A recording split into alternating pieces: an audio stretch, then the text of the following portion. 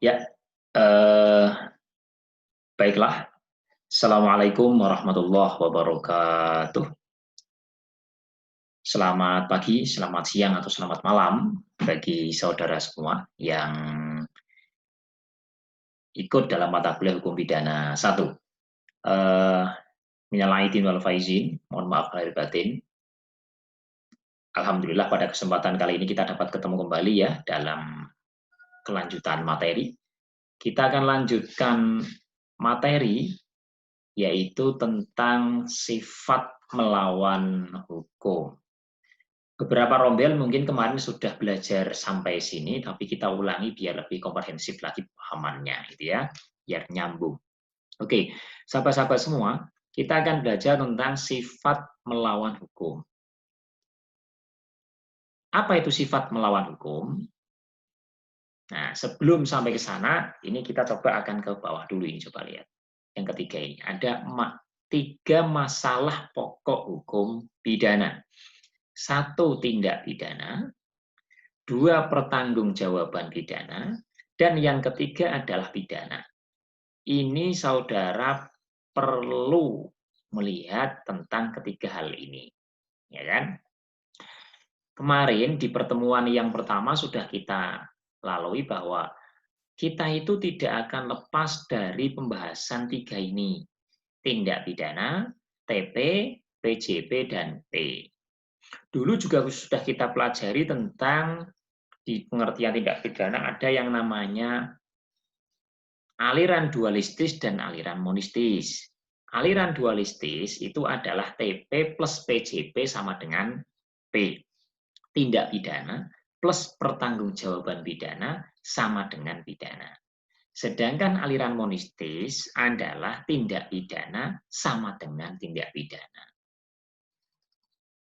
Apakah aliran monistis berarti tidak ada pertanggungjawaban pidananya? Ada, hanya saja pertanggungjawaban pidananya jadi satu di dalam unsur tindak pidana. Sehingga unsurnya ini. Makanya kemarin ada pertanyaan di dalam ujian tengah semester, apabila ada orang gila yang melakukan suatu perbuatan berupa pembunuhan, apakah menurut teori monistis dapat dikatakan sebagai tindak pidana perbuatannya? Jawabannya tidak dapat. Karena di dalam teori monistis untuk dapat dikatakan sebagai tindak pidana harus ada pertanggungjawaban pidana. Sedangkan dalam soal itu adalah orang gila yang tidak mempunyai pertanggungjawaban pidana, tidak mempunyai kemampuan bertanggung jawab. Pertanyaan selanjutnya, apakah pertanyaan tadi itu apabila dikaji dengan teori dualistis, apakah merupakan perbuatan pidana yang dilakukan orang gila tadi? Jawabannya adalah termasuk tindak pidana. Karena tindak pidana di dalam aliran dualistis, TP itu adalah memisahkan diri dari pertanggungjawaban pidana, sehingga tidak ada urusannya dengan pertanggungjawaban pidana. Tapi pertanyaan selanjutnya, apakah dapat dipidana orang gila yang melakukan perbuatan pembunuhan tadi menurut aliran dualistis maupun monistis? Jawabannya sama-sama tidak dapat dipidana. Kenapa demikian? Karena aliran dualistis maupun monistis sama-sama mensyaratkan pertanggungjawaban pidana di dalamnya. Walaupun untuk monistis pertanggungjawabannya pidana masuk include di dalam unsur tindak pidana. Kalau dualistis dipisahkan dari tindak pidana, gitu ya. Nah, selama 1 semester penuh itu kita hanya belajar dalam unsur di dalam masalah tindak pidana unsurnya yang memenuhi rumusan undang-undang. Bayangkan. Nah, ini kita nanti akan lanjutkan pembicaraan tentang sifat melawan hukum, KBJ, dolus atau culpa, Kemudian alasan penghapus pidana, tidak ada alasan pembenar, tidak ada alasan pemaaf, masih panjang kita. Makanya kita pelan-pelan. Oleh karena itu saya harap untuk lebih mudah mempelajarinya, saudara wajib ini bukunya Prof. Darto ini dibaca betul. Bukunya Profesor Sudarto dibaca betul ya. Di dalamnya sangat kaya akan makna. Ketika saudara belajar begini, ini saudara selain membaca bukunya Prof. Darto, juga saudara membawa kitab Undang-Undang Hukum Pidana yang merah itu loh, yang versinya Profesor Mulyatno. Kalau saudara punya hukum pidana lain, ya silahkan. Undang-undang hukum pidana lain, KUHP lain, ya silakan saja, tidak ada masalah. Tapi saya menyarankan yang merah, yang terjemahan dari Profesor Mulyatno itu ya. Oke, kita lanjutkan. Saudara semua, kita lanjutkan. Apa sih SMH itu? SMH merupakan penilaian objektif terhadap perbuatan.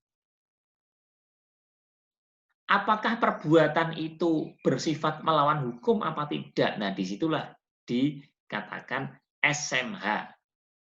Penilaian objektif terhadap suatu perbuatan. Nah, apabila perbuatan itu perbuatan yang memenuhi rumusan undang-undang, jadi MRU, tidak senantiasa ber-SMH. Jadi tidak semua perbuatan yang memenuhi rumusan undang-undang itu bersifat melawan hukum. Kenapa? Karena mungkin ada hal yang menghilangkan sifat melawan hukumnya perbuatan. Apa itu yang menghilangkan sifat melawan hukumnya perbuatan? Kemungkinan ada alasan pembenar. Sebagai contoh, orang yang melakukan, orang yang membunuh, jadi seorang algojo, seorang eksekutor melakukan pembunuhan, yaitu berupa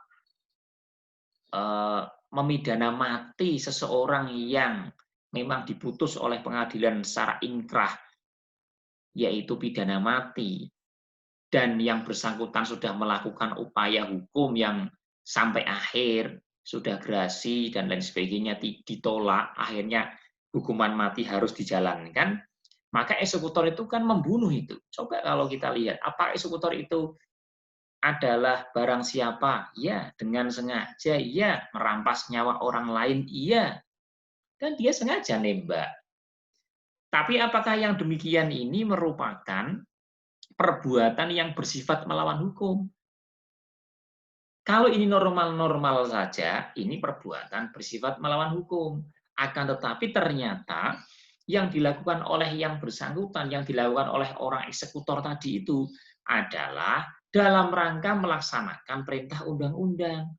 Karena memang dia itu tugasnya adalah eksekutor, menghukum mati, algojo, dan lain sebagainya. Sehingga perbuatan yang memenuhi rumusan delik tadi tidak mempunyai sifat melawan hukum karena ada yang menghilangkan sifat melawan hukumnya perbuatan, gitu ya.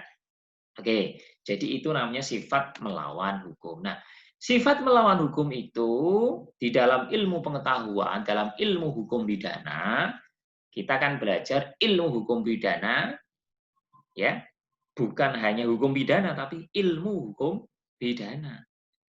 Kalau kita belajar hukum pidana, saudara tak minta untuk belajar KUHP, sudah selesai kemungkinan demikian. Tapi kita akan belajar selain hukum pidana, kita juga akan belajar ilmu hukum pidana. Karena ilmu dulu awal saya sudah jelaskan, ilmu itu yang menjalankan hukum pidana sesuai dengan relnya. Kan demikian ya. Oke.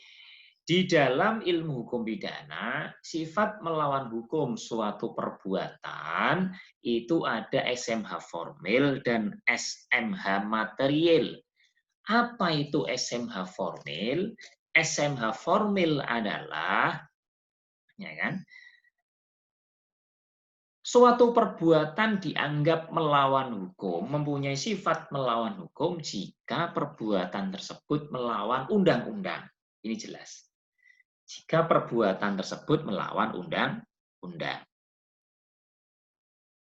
seseorang nabrak undang-undang, maksudnya melawan undang-undang. Di dalam undang-undang dikatakan barang siapa dengan sengaja, nah, di undang-undang dikatakan dilarang membunuh, gitu aja lah. Dilarang membunuh, dilarang memperkosa, dilarang mencuri, dilarang menipu, tapi orang menabrak atau melawan hukum yang tertulis, yaitu dia mencuri, dia membunuh sesuai dengan rumusan yang ada di dalam undang-undang, itu namanya yang bersangkutan dianggap perbuatannya bersifat melawan hukum.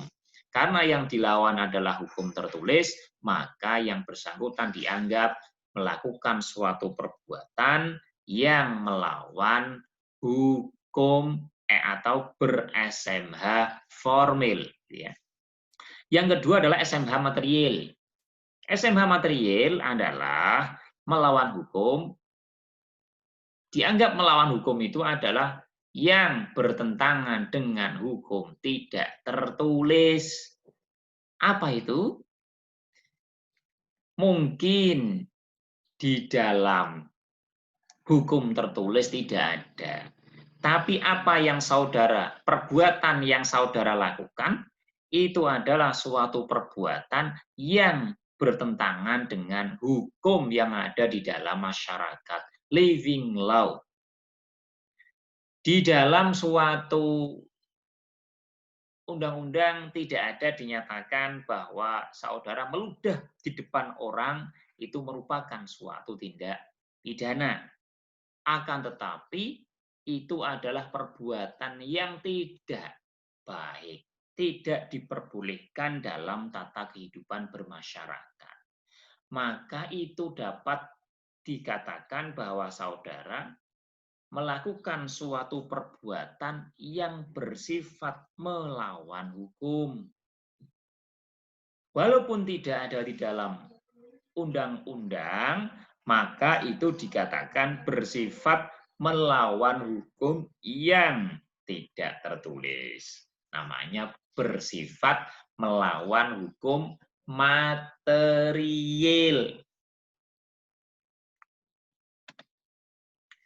Kemudian yang selanjutnya, sifat melawan hukum material itu ada dua fungsi. Fungsi yang pertama adalah fungsi yang negatif. Fungsi yang kedua adalah fungsi yang positif. Nah, ini yang perlu saudara semua pahami. Kalau saudara paham tentang ini, itu saudara sudah memahami hukum pidana yang luar biasa. Tidak semua orang paham ini. Ini saya saja memahami ini sampai berhari-hari, berminggu-minggu untuk membuka-buka kembali dan mencari-cari contoh. Ya. Ini pemahaman tingkat tinggi. Pemahaman tingkat tinggi. Jadi SMH material fungsinya yang negatif itu bagaimana? Mengakui hal-hal di luar undang-undang, menghapus sifat melawan hukumnya perbuatan yang memenuhi rumusan undang-undang, menegasikan, menegatifkan dari suatu perbuatan, sifat melawan hukumnya perbuatan yang memenuhi undang-undang tadi. Jadi sifat melawan hukumnya perbuatan sesuai dengan rumusan undang-undang tertulis tadi, hapus karena ada hal-hal di luar undang-undang yang menghapusnya. Nah ini ya.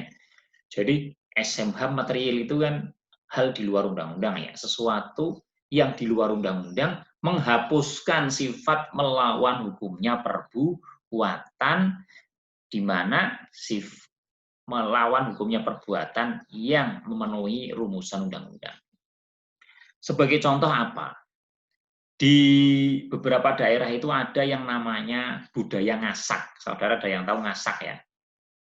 Kalau di Pekalongan itu ada yang namanya budaya, dulu kalau saya masih kecil ada yang namanya alang-alang di TP, tempat pelelangan ikan ngebum itu ya. Kalau yang umum ngasak lah, ngasak. Ngasak itu apa? Mengambil sisa hasil panen. Beberapa daerah, terutama jagung, kalau ada jagung panen itu di atasnya disisakan. Nah, disisakan itu bagaimana? Orang-orang kadang itu datang ke sawah itu dalam rangka mengambil sisa hasil panen tadi yang di atas. Tentunya pasti tanpa sepengetahuan atau sepengetahuan itu saya ya kadang diketahui, kadang tidak, gitu kan, dari pemiliknya. Oke, kita akan fokus ke yang tidak diketahui atau yang tanpa seizin. Jadi mengambil sisa hasil panen tadi diambil sama seseorang di kampung itu tanpa seizin atau diketahui oleh pemilik ladang. Dan itu merupakan hal yang biasa. Kalau kita analisis berdasarkan pasal 362, kita bisa lihat unsur-unsurnya tentunya bertentangan dengan undang-undang. Sekarang saudara lihat. Kita lihat sekarang ya. Apakah yang bersangkutan itu mengambil barang? Iya, sengaja. Milik sendiri atau orang lain? Milik orang lain. Nah jelas, ini sudah melanggar pasal 362. Sehingga yang bersangkutan secara undang-undang tertulis dianggap bersifat melawan hukum sesuai dengan perbuatan yang memenuhi rumusan undang-undang. Akan tetapi, karena kejadian atau perbuatan ngasak itu oleh masyarakat dianggap tidak mempunyai sifat melawan hukum material, dianggap tidak apa-apa, maka hal-hal tadi, keyakinan-keyakinan masyarakat yang tidak apa-apa tadi terhadap perbuatan yang bersangkutan, itu menghapuskan sifat melawan hukumnya perbuatan yang memenuhi rumusan undang-undang. Sehingga ada sifat melawan hukum material dalam fungsinya yang negatif. Itu yang pertama. Yang kedua, sifat melawan hukum material dalam fungsinya yang positif. Itu bagaimana? Ini mempositifkan. Menganggap suatu perbuatan tetap memenuhi, tetap bersifat melawan hukum, sehingga dianggap sebagai suatu delik, meskipun tidak nyata tertulis diancam dengan pidana di dalam undang-undang. Di undang-undang tidak dikatakan bahwa perbuatan tadi adalah bersifat melawan hukum. Perbuatan tadi adalah suatu tindak pidana.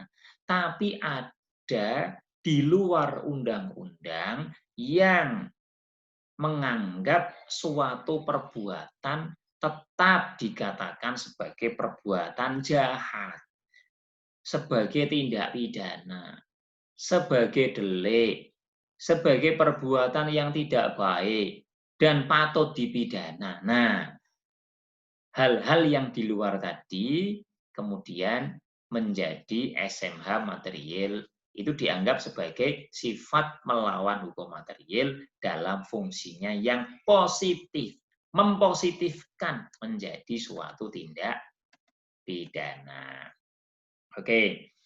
Kemudian di dalam bukunya Prof. Darto juga disebutkan unsur sifat melawan hukum apakah harus dibuktikan. Jelas bahwa apabila unsur sifat melawan hukum di dalam undang-undang tercantum secara tegas, maka harus dibuktikan.